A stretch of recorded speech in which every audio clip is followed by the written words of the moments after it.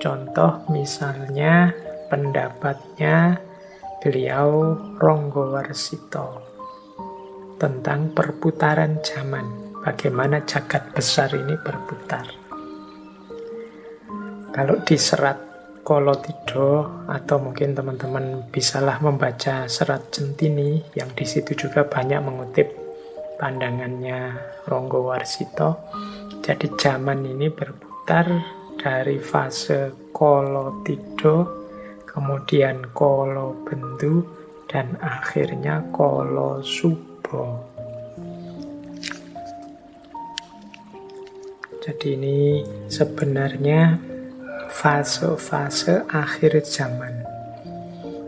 Kalau dalam Ronggowarsito, jadi fase-fase zaman yang berputar dari lahirnya satu peradaban, satu budaya, sampai mengalami masa-masa akhir.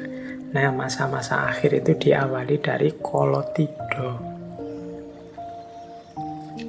Zamannya beliau, Ronggowarsito sendiri, itu beliau menyebutnya zaman beliau itu ya zaman Kolobendu, yang diawali dari Kolotidho.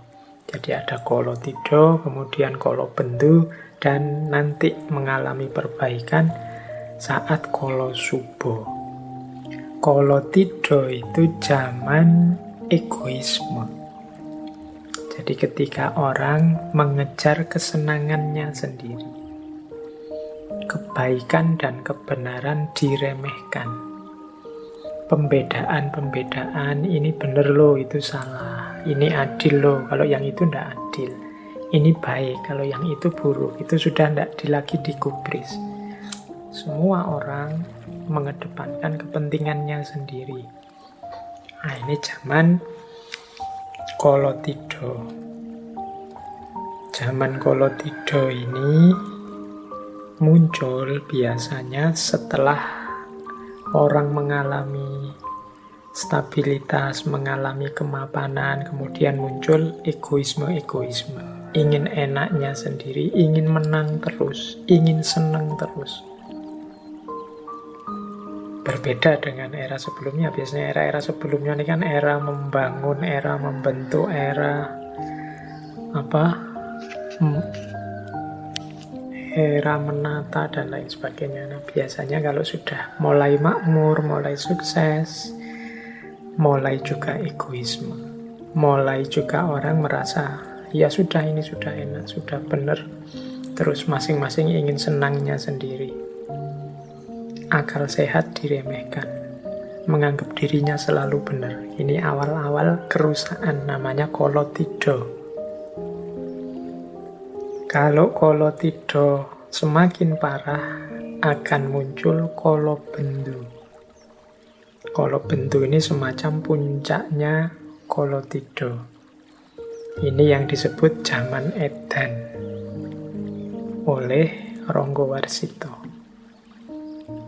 Jadi di zaman ini, di era Kolobendu ini, ya memang kelihatannya stabil, kelihatannya beres, tapi beres dalam ketidakberesan. Stabil tapi kelihatannya. Makanya ilustrasi zaman Edan itu kan semua orang sudah Edan. Kalau ndak ikut Edan, ndak keduman. Maka semua ingin keduman. Akhirnya Edan semua. Di kalangan orang Edan semua, itu yang waras, yang dianggap Edan. Karena semua Edan, ya ketoke sama semua. Kelihatannya beres semua. Tapi beres dalam ketidaksadaran. Di antara cirinya, nanti teman-teman yuk boleh bacalah dulu, kita pernah sekilas juga membahas beliau Ronggowarsito ini. Ketidakadilan didewakan demi kenyamanan sebagian orang. Kemewahan dipertontonkan. Jeritan yang lemah dan tertindas tidak dihiraukan. Penjahat dipandang sebagai pahlawan, dan orang yang jujur malah ditertawakan dan disingkirkan. tata nilai dan tata kebenaran dijungkir balikkan. Ini zaman Kolobendu sudah. Yang baik dianggap penjahat, yang jahat dianggap pahlawan. Kebolak-balik tata nilainya. Yang tidak adil dipuji-puji, yang dizolimi dicela-cela. Kolobendu. Jadi tampaknya stabil, tapi kestabilan itu dalam ketidaksadaran. Ini menurut Ronggo Warsito cirinya zaman Kolobendu. Tapi ya karena dunia ini cokro manggilingan, pada saatnya Kolobendu juga akan berganti jadi Kolosubo. Jadi Kolosubo itu zaman solusi. Dari zaman gelap lahirlah zaman terang, namanya Kolosubo. Zaman stabilitas, zaman kemakmuran. Biasanya digambarkan akan muncul seorang tokoh yang hadir sebagai penyelamat, seorang ratu adil, yang dia ini dalam perjuangannya didukung oleh orang-orang yang selalu eling lan waspada. Ini Kolosubo. Jadi zaman cahaya ketika muncul seorang penyelamat, seorang ratu adil yang membebaskan semuanya dari kegelapan zaman Kolobendu. Nah, Kolosubo ini kan kemakmuran, ketentraman. Tapi juga tidak akan tetap begitu. Pada saatnya Kolosubo akan berganti jadi Kolotido. Kolotido akan berpuncak pada Kolobendu, dan di puncak Kolobendu akan muncul Kolosubo. Terus begitu. Itulah contoh cokro manggilingan. Jadi zaman itu tidak sekedar hanya susah kemudian selesai, atau hanya seneng kemudian selesai, tapi yo ganti-ganti.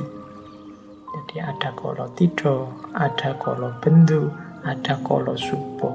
Kolosubo juga akan nanti muncul orang-orang egois mencari senangnya sendiri, tidak peduli baik buruk benar salah.